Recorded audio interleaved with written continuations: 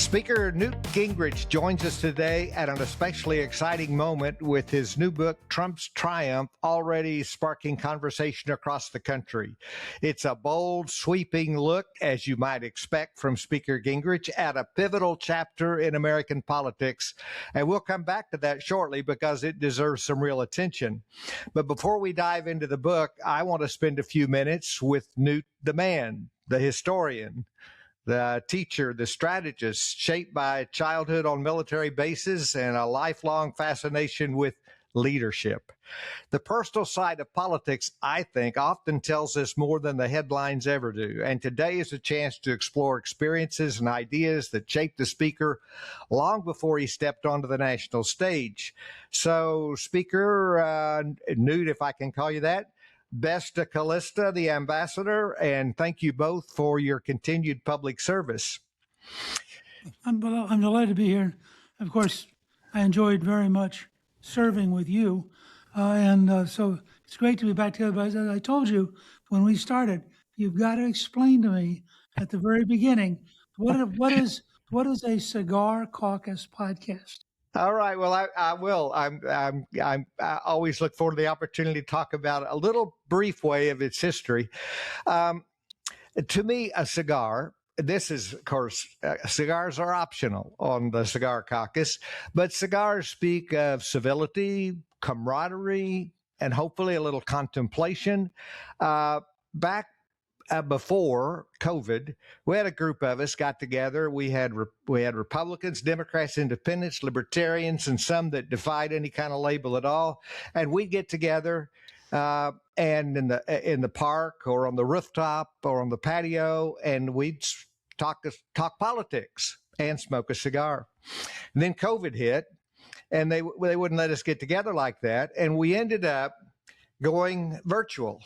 And now we've got former members of Congress on both sides of the aisle, people from lawyers and people from New Hampshire, New York City, Florida, all over the place that are part of it. And we continued the tradition, but we just do it virtually. And when I was convinced that there was a need for greater civility and conversation, not abandoning our convictions, but talking to one another, not shouting at one another. My sons persuaded me, even at my advanced age, that I should start a podcast that would give people the opportunity to do that. So that's the history of the Cigar Caucus. Well, I'm delighted to be a part of it, and I must say, over the years we did a lot of things together. So having a chance to share ideas with you is really terrific. Well, you were not only our speaker, you were our mentor and our teacher, and in many ways you still are. So, Speaker, you've lived a life partly shaped by military bases, certainly by books and big ideas. So I want to kind of start with the Newt as a kid who your stepfather described as precocious, and you grew into a historian who ultimately believed that politics was the place to teach a nation. So how did moving around in your youth, how did that impact and shape the way you view America and the way you view leadership? Well, I think it's impossible for me to describe my life without reference to the U.S. Army. My dad spent 26 years in the infantry. I was born in Harrisburg, and he went to Korea in the Korean War in '53. Came back, and we went to Fort Riley, Kansas, which for a kid from Pennsylvania was, really pretty exotic. There was a bank in Junction City, which had on its at the very front of it a piece of stone that said, "Site of the northernmost Comanche raid, 1855." Well, if you were from Harrisburg, I mean, this is pretty far out there, and and the Army was always very open to me as a kid. So I got to go around the maneuver areas. I got to climb on and off obsolete tanks that were being used for grenade launcher practice. I mean, the truth is, in later years, when we got all worried about safety and all that, probably half the stuff I got away with would have been impossible. But then he was sent to Orléans, France, which at that time was the communication zone for NATO before General and then President de Gaulle kicked us out. So I got to spend a year and a half in France. And then from there, he was transferred to Stuttgart, which was the 7th Army headquarters. So I got to spend another year and a half. Then we came back home. We came to Fort Benning when I was a junior in high school. And that's where I became a Georgian. And from that point on, my life was really tied to Georgia.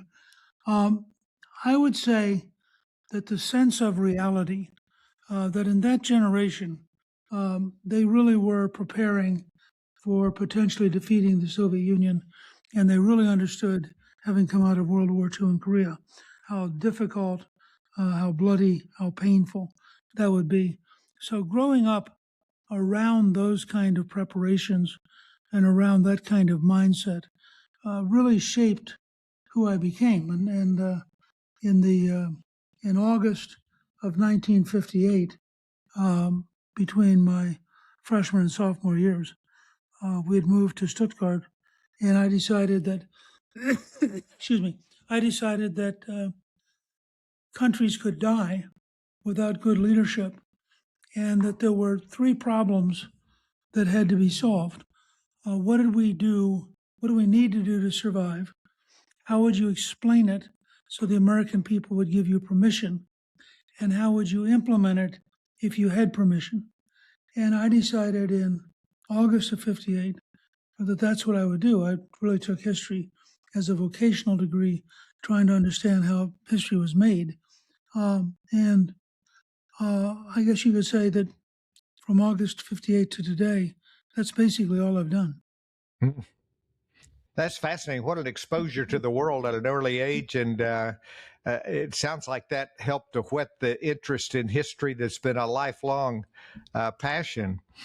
Now, what was there any particular time or event that sparked your belief that politics might be the path where you would have the greatest impact? I suspect it was reading Theodore White's Making of the President in 1960, which I read, I think, when I was a senior in high school. And White what a classic it was. It's a great introduction to American politics. But White made the point about Nelson Rockefeller, that Rockefeller, who had had many very important jobs, had learned that if you are appointed to these jobs, you always have limited power, because ultimately in America, power comes from the people.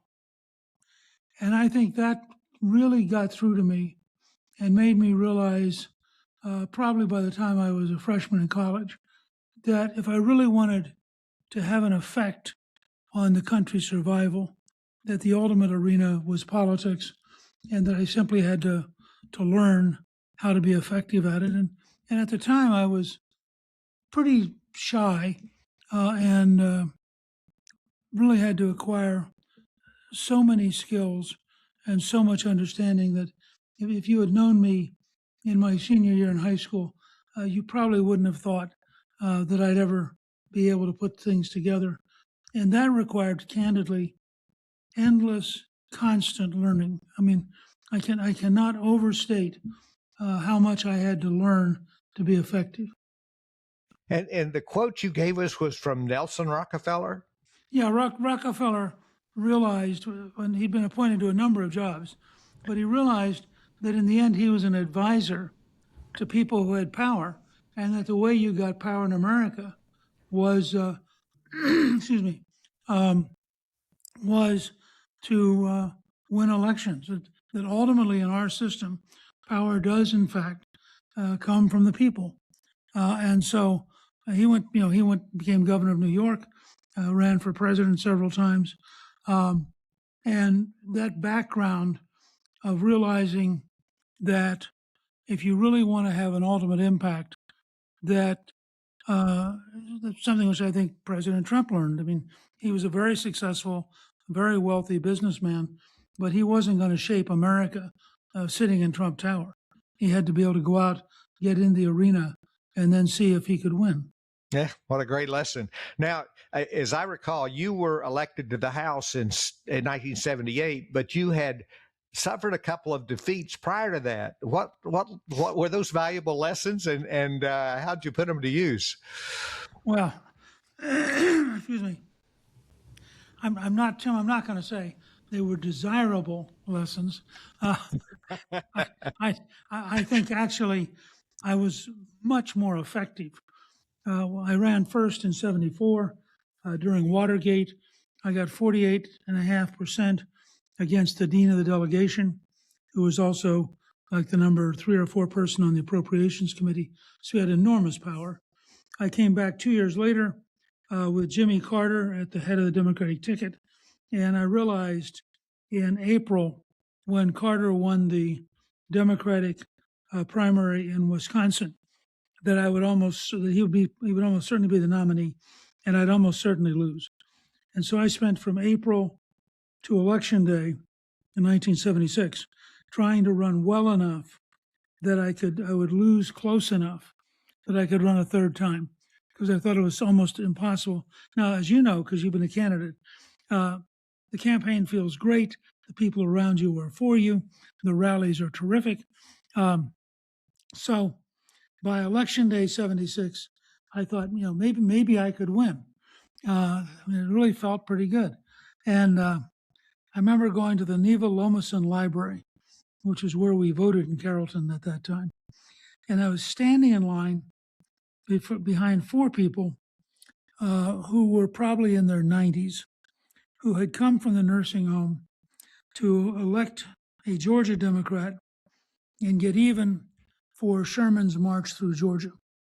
And I remember thinking to myself, what are the odds that they're going to split their ticket for a Yankee-born Army brat Republican with a weird name and a weird accent?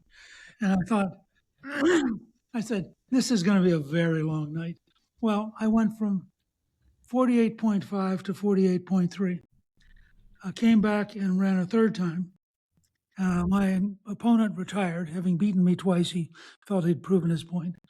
And I ended up, one of the things that shaped the whole rest of my life, I ended up against a multimillionaire female senator, and she won.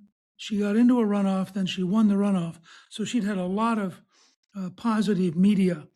And on Labor Day, my consultant came to see me, and he said, "You are now behind, after 5 years of campaigning, you're behind 51-37. And she has more money than you do." He said, "But we have 2 issues where she's wrong, one on welfare and one on taxes. And if you are willing to gamble, we have enough money for 2 ads. And if you're willing to gamble and you'll be disciplined for the next 6 weeks, we can beat her." So we went from losing 51-37 on Labor Day to winning 54-46.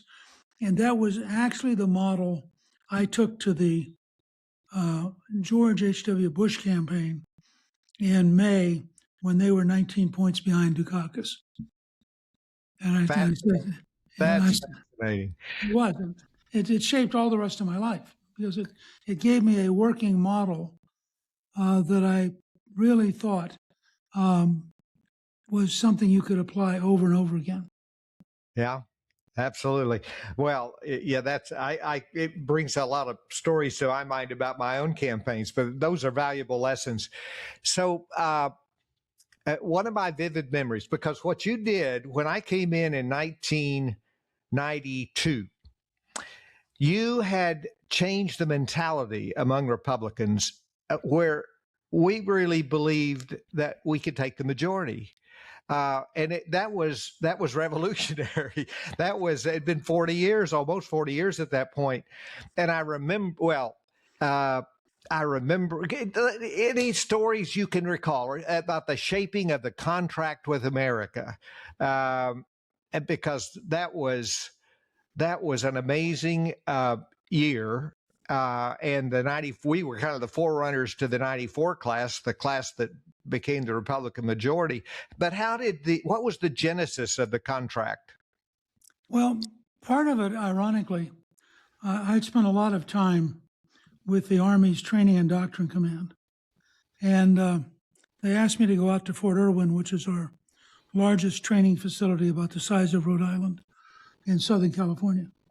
And I spent a week with them. And one night, about 3 a.m, I was in the command tent, which is a huge tent, probably had 150, 200 people working on things. And it was a mess. And this was a regular Army unit. It was not a National Guard unit or a reserve unit. And it was just a mess. And my mentor, who was with me, General Hartzog, I turned to him naively and I said, "This is very hard." And he looked at me and he said, "Yes." He said, "You historians, you say Lee marched, from Chambersburg to Gettysburg. Well, you forget. He had to recruit an army, train an army, equip an army. He has to have wagons and cannon being pulled on dirt roads. The whole thing is hard. It's really hard." Well, the reason that mattered was it hit me that night that if you were going to move the entire party, it had to be very simple, very repetitive, and designed with such big margins that no matter what the other side did, they'd be in the minority. And so that was the origin that evolved into the contract. And the concept was you couldn't have more than 10 because people couldn't remember them. But it's just human nature. But at 10, God knew that in Commandments. that was part of it. 10 commandments are, Roman units were organized in tens. There are a lot of 10 is a really good number, and part of it was you wanted every issue to be so popular, at least 70%, that if you had a local candidate who'd never run before, just getting them to learn how to say the sentence gave them an advantage. Because the other team, and I learned part of this from Reagan, the other team either had to agree with you because you were explaining a 70 or 80% issue, or they had to come out in favor of the 10 or 15 or 20%. Walter Mondale announcing in his acceptance speech that the other guy is going to raise your taxes, but he won't tell you. But I want you to know, if you elect me, I will raise your taxes. Well, I was in charge of a truth squad in San Francisco that year at the convention, and we closed our operation because we did not want to get between the news media and Mondale. There's a great rule from Woodrow Wilson that you should never murder a man who's in the process of committing suicide. And so we felt like Mondale done his job. So what I was trying to do was set up 10 things. Welfare reform is probably the best example, where the country was so much for us that you, in fact, were going to win just by getting your people on local talk radio describing what they stood for. And the 10th, and the most controversial thing, which I've never came back to bite me too much, but I vetoed 2 issues which I believed in, school prayer and right to life. But I told the team at the time, if you put those 2 in, and the New York Times will look only at those 2, will use them to attack us, and will make it impossible to build momentum. And at the moment, people have been defeated for 40 years. So their attitude was, this probably won't work, but Newt's enthusiastic, so what the heck? I think that's literally true. I doubt if there were 7 members who thought we'd be a majority on election night 94. Anyway, so that was the background of the contract. And then the other thing we did, we was very careful. We said, we will guarantee a vote in the first 100 days. We did not guarantee passage because we couldn't prove it. And in 1 or 2 cases, we lost. But we did, in fact, in 93 days, get every single item voted on. You about killed all of us, but it was done. So, Mr. Speaker, I've really enjoyed your latest book, Trump's Triumph. it reminded me of those days in the house when you would give us reading assignments. I remember you being up there, the speakers, and having a stack of books and going through and recommending what we needed to be reading, and you were going to educate us and make us knowledgeable lawmakers.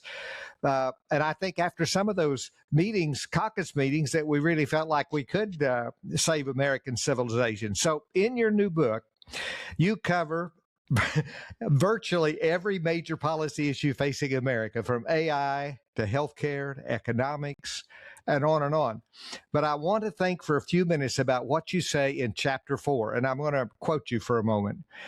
Governing versus campaigning. You write, President Clinton and I got an amazing amount done because we started with recognition of our dependence on one another. We didn't have to like each other or agree ideologically. We had to work from a basis that we needed each other and had to talk. That included 35 days of face-to-face negotiations to agree on the only 4 balanced budgets in the last century. So, Newt, it seems to me we don't talk to each other. We shout at each other, but we don't really listen to each other. And I'd like you talk about that, how you accomplished what you did. Welfare reform, I think you mentioned one of the greatest examples. The balanced budget hadn't happened since. So much was accomplished in those days. And I remember you'd go trekking over to the White House to talk to President Clinton. And a few times you came back and wanted my advice, since I was from Arkansas, on how to deal with him, and I didn't have a thing to tell you. You were learning on the beat. So tell us about how those negotiations and how what lessons we could learn today from what you did back in the 90s. Well, I think you have to start with a couple of things. One is you have to have really big goals. It is as hard to do something small under our Constitution as it is to do something large. And you can get a lot more support and a lot more energy for things that are large. So, balancing the budget for 4 straight years, the only time in the last century, reforming welfare so decisively that people went to work, and it was the largest single increase in children leaving poverty as their parents' income went up in American history. I mean, these were big things. And once you got people into a mindset of we can do big things, and it only lasted, I would say, about 3 years, but because the natural weight of Washington undermines this kind of momentum. But for about 3 years, people got up every day thinking we can get something real done. And so for example, our telecommunications reform, I remember John Dingell, who had chaired the Energy and Commerce Committee for decades as a Democrat, who said publicly he never thought it could get done. And he was just so amazed. He voted for it. He said he was so amazed that we were able to do well. The key to it, I had a couple models. One was listen, learn, help, and lead. Yeah. And you had to mean it. So I had to go to Clinton, or I had to go to Daschle or Gephardt, the Democrats. I had to listen to them. And I had to start by listening, not by talking, because I had to know where they were coming from.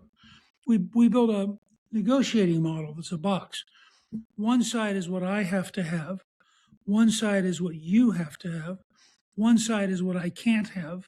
And one side is what you can't have. Now, inside that box, there's a deal.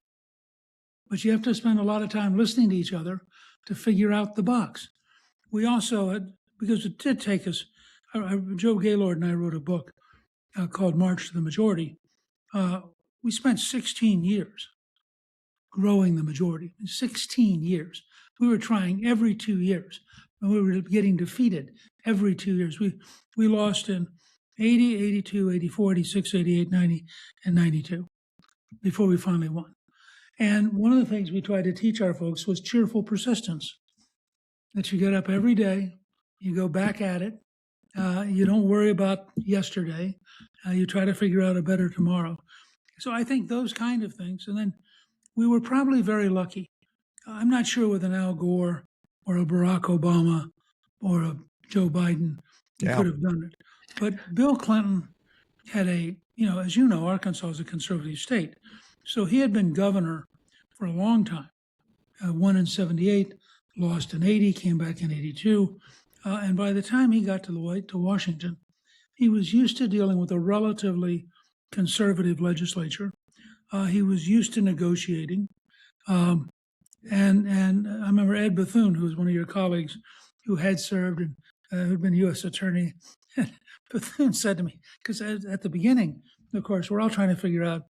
This is back before we had a majority in 93 when Clinton first came in. Bethune said one day, the one thing you can understand is that if Clinton is talking to you, he's lying. He said, he'll be cheerful, he'll be pleasant. You will be overwhelmed by his personality, and don't believe any of it. I mean, everything is in the Reagan quote from Gorbachev: "Trust but verify." He said. But I would say, with a handful of rare exceptions, we were able to talk with each other. Occasionally, I would go down in the evening and we'd have a little whiskey together. Partly because we were both kind of natural graduate students, so we liked sitting around and BSing. Yeah. And Clinton is very smart. One of the best politicians I've ever seen, and he knew an immense amount. And at one level, he campaigned on ending welfare as we know it, which was actually a clever formula because it could have meant anything. But he'd been governor. He knew there were things that didn't work, and you could really interesting to see how the dynamic existed. Now, again, you're dealing with somebody who, we closed the government twice. People tend to forget this. One of them, I think, was 27 or 29 days. That was designed to get his attention. I mean, he was not taking us seriously.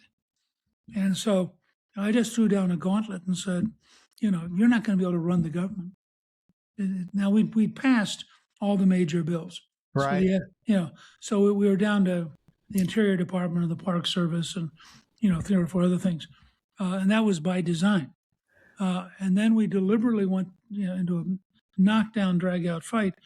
And what we were doing was so popular because people, they were sick of the welfare system. They were sick of the budget deficits.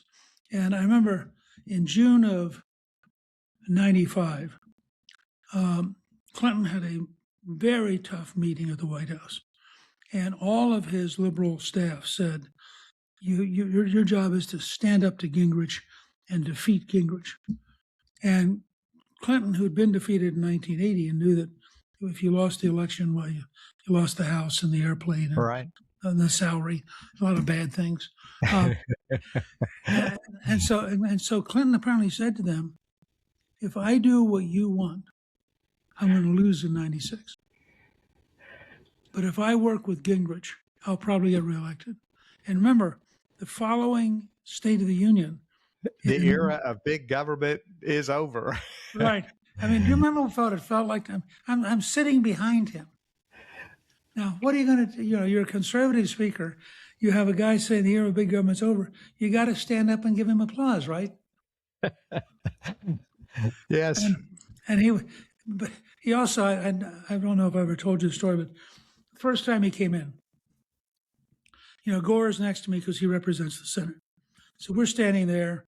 The president's introduced. He comes up to the front, and he always hands you the speech. So he's delivering the speech to you before he delivers it. So he gives me this envelope, and just stands there looking at me. So I open the envelope, and it says, "From William Jefferson Clinton to Newt Gingrich, you are right. I resign."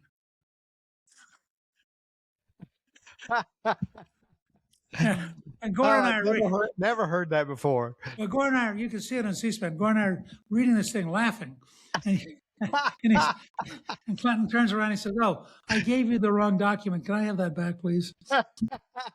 that's a that's a great story.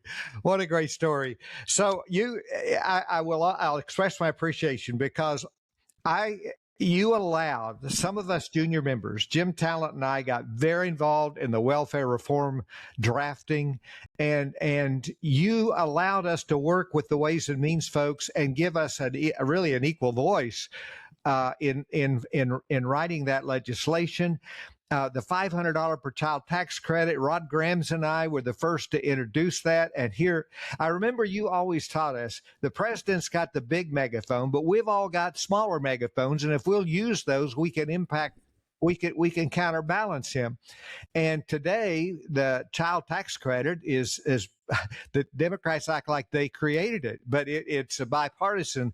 But you gave us the right to be a part of that, and I think that was very wise. It wasn't just the old chairman; it was the new members too that had bought into what you were doing. Well, this is when you come down to it. I really felt that we had an opportunity to bring a lot of new blood in. We had, I think, 73 freshmen.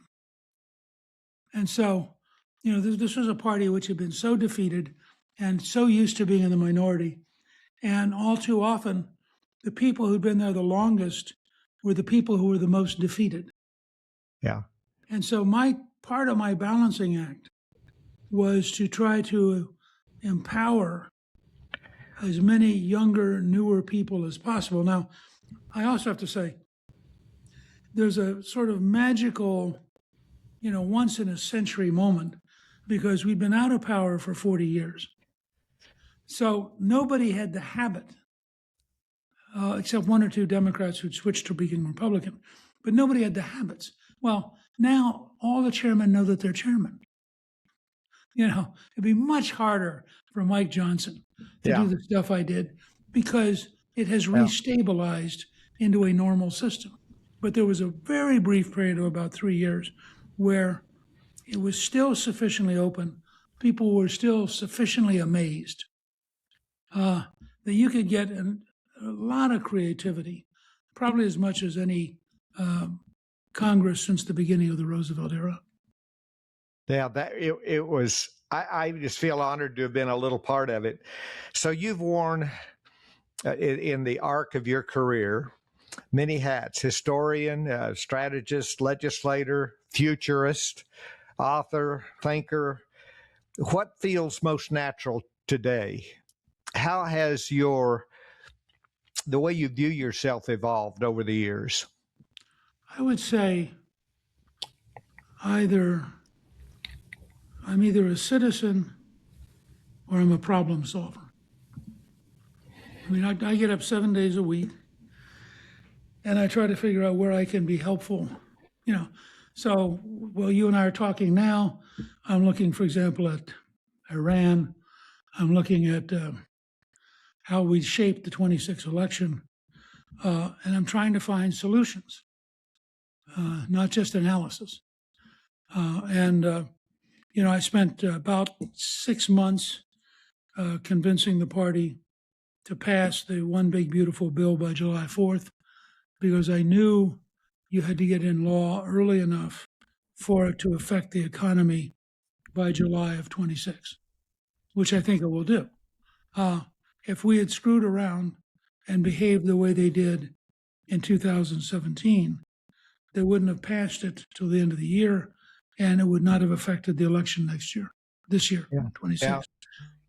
That was good advice. Well, you've always been a problem solver. I mean, that I think is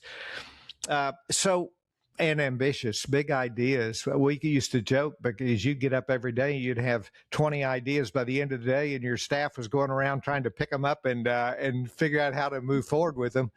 So if you had to to tell our listeners one thing you'd like to be remembered about your legacy, what would it be?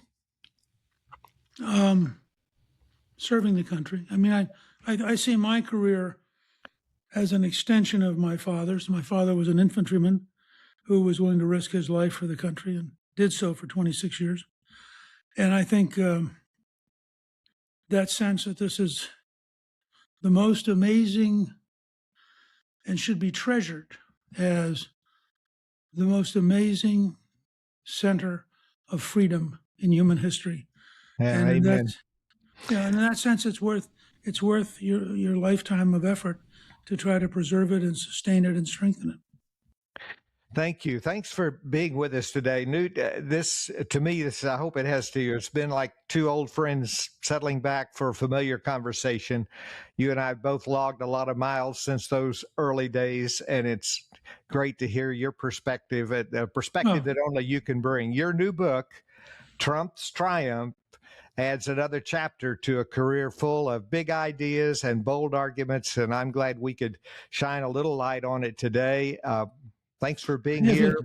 If you don't mind, Tim, let me also say that listeners who are interested can join me on Substack at gingrich360.net, and that My Newt's World podcast is available for free wherever you listen to podcasts. And it's really great being with you because, we did some pretty cool things together. Well, thank you. And thanks for mentioning the Substack and what you're doing with your podcast. I'm an admirer. Let's not wait so long before we have our next conversation. All right.